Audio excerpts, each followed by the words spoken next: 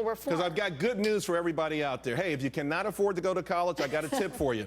Go to jail. The Obama administration, they're going to restore federal funding for prison inmates to take college courses. Hey, Jessie Jane, I know you probably too, isn't this amazing? Good stuff on Pell grants for everybody, in cell block C. Okay, so what really offends me about this is when I was on active duty in the Marine Corps, only 75% of my education was covered, and I was on active duty. I had to serve this nation. I wasn't paid a lot of money, and that was part of the incentive for me to get out of school, get off of active duty and become productive. The fact of the matter is that only 13% of the people that have gotten out of prison have demonstrated that they've been able to get into the workforce. So why aren't we looking at ways to prevent people from going into prison and spending this money a lot more wisely? $150 billion is being spent, $50 billion more under this president.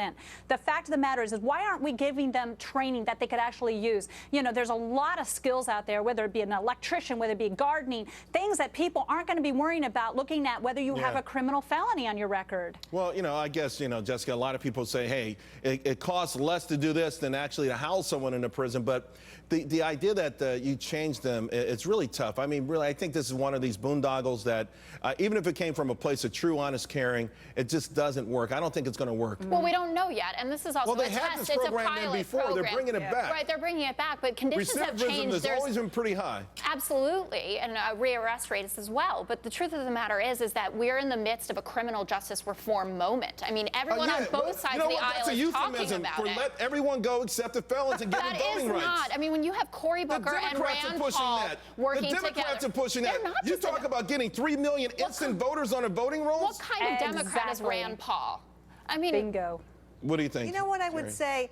The inmates, they owe a debt to society. Society does not owe them a debt. It's just wrong on its face. But then what happens when they get out and they have no opportunities because they don't have any education? I'm not saying, and the Democrats are also talking about expanding Pell grants to the rest of society. They want debt-free college, something that I think is feasible, fiscally impossible to pull off. But they're not just saying prisoners. They're saying all of society needs a chance to get a better education. Yeah, but we do forfeit some things when we hit someone in the head and take their pocketbook, Jessie Jane. We just kind of give something up.